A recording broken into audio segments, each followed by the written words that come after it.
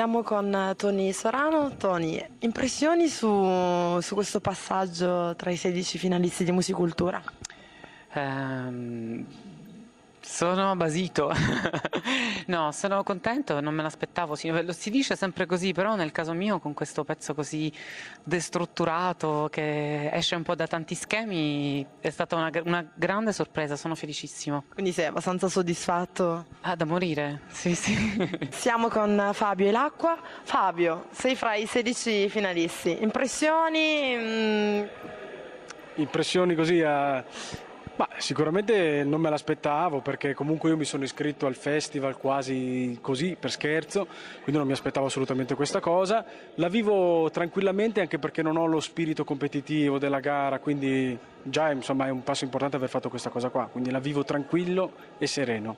E tra le 3 canzoni che hai presentato, la tua a essere scelta è stata la Città Giardino. Cosa ci vuoi dire? Ma La Città Giardino è un brano che ho scritto più o meno un anno fa.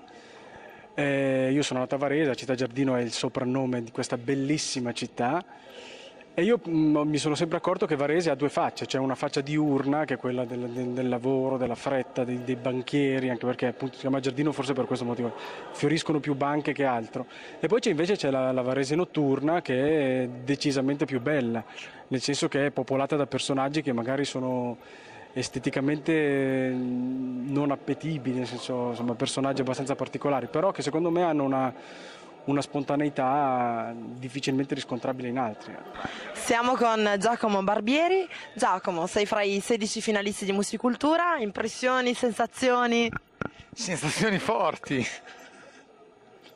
fortissime. E tu ti presenti con la canzone Lumache. Ce la vuoi cantare un attimino questa canzone? Volentieri. Io no, io non me la faccio la barba la mattina, voglio rimanere giovane. Sulla mia montagna, con le mie lumache, sputo dentro un buco, nasce una pozzanghera. Poi va avanti. Grazie. Siamo con Matteo Parlati.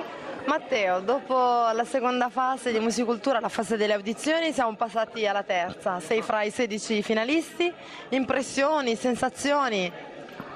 Guarda, quello che mi viene da dire è un pensiero di gratitudine verso questo festival, verso questi organizzatori, verso tutto quello che rappresenta Musicultura.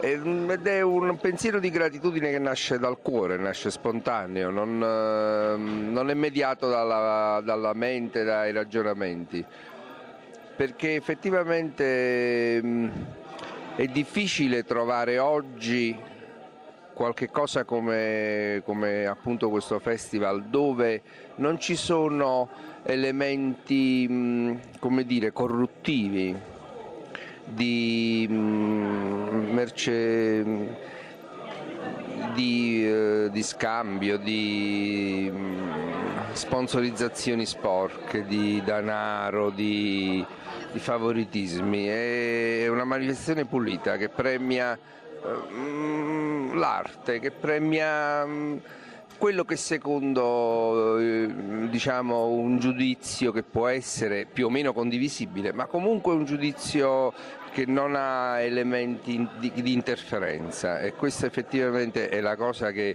mi sento di voler dire e di voler, come dire, dare atto e merito agli organizzatori, insomma. Siamo con Fabio Cinti. Fabio, sei fra i 16 finalisti di Musicultura. Delle sensazioni a proposito? È una bella sensazione, si respira una bella aria, sembra un cronista di calcio, no? Nel senso, si sta molto bene, è una bella manifestazione, sono molto contento. Molto. E la tua canzone è Amore Elettrico. Parlaci un po' del testo. Allora, il testo sì, è un po' strano, nel senso che è un po' difficile, anche se alla fine è un po' una storia, però la caratteristica principale è questo racconto di un amore raccontato in maniera metafisica, e cioè tutto si svolge a livello onirico nel raccontare quello che succede in un momento preciso della notte, quando due amanti si svegliano l'uno accanto all'altro e si ritrovano a provare delle sensazioni elettriche, quindi con i ricci di rame, con il fatto che essendo innamorati l'uno dell'altro si possono fare cose elettriche. E quindi la cosa che volevo dire, che l'altra volta non ho detto durante le audizioni, che mi interessava dire, è che in genere si fanno tante canzoni con la rima cuore amore, no? Oppure amore fiore, eccetera. Noi l'abbiamo fatta apposta. Lo sai che ci vorrebbe un accumulatore per l'amore, un dolce macchinario per mettere a riposo il vecchio cuore. Abbiamo cercato di fare una rima tra cuore e amore che non fosse così tanto scontata, e quindi speriamo bene. Siamo con Massimiliano Gagliardi. Massimiliano, sei fra i 16 finalisti di Musicultura, te l'aspettavi? Assolutamente no, assolutamente no. Io veramente non mi aspettavo neanche di essere nei 60, figuriamoci nei 16, nella compilation. È un sogno che continua e beh, che dire, a questo punto speriamo che duri, insomma. Di solito tutti dicono l'importante è partecipare, ma se va avanti, insomma, siamo contentissimi, devo dire, veramente. E la canzone è Ma che allegria. Com'è nato questo testo? La vuoi la verità, proprio sincera? Io una notte ho sognato questa storia, ambientata in questo paese di provincia a metà degli anni 40, e da quel momento in poi ho tentato di dargli una forma musicale perché mi aveva emozionato, sono rimasto con questo sapore la mattina dopo di questa idea, ho tentato di dargli una forma, un contenuto e questo è nato, insomma, spero che piaccia. Siamo con Davide Maggioni. Davide, siamo entrati nella fase più calda del Festival di Musicultura, te l'aspettavi di essere fra i 16 finalisti? Lo speravo, più che l'aspettavo, sai, uno lo spera sempre poi alla fine, sono molto contento. E la tua canzone che presenti questa sera è Inverno. Com'è nata? Ma è nata d'estate intanto, quindi già è strano l'accostamento, inverno è nata d'estate, è nata alle Tremiti. Io passo le mie estati lì e ho scritto questo pezzo a giugno, è un pezzo che parla d'amore, di quanto sia importante coltivare le cose che ami per non lasciare che il freddo e la quotidianità te le portino via. Siamo con Costa Barbarigos. Allora, ti aspettavi di essere fra i 16 finalisti? No, devo dire la verità no, c'è un po' di fortuna, c'è un brano che va, che è radiofonico, non me l'aspettavo, però sono felicissimo, davvero. Com'è nato questo brano, il testo della canzone e tutto il complesso, diciamo?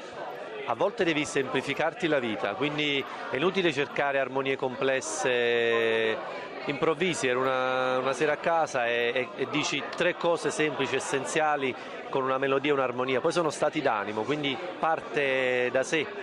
E quindi l'ho chiuso in poco tempo, in 5 minuti è partita tutta questa euforia e ho chiuso un brano in pochissimo tempo.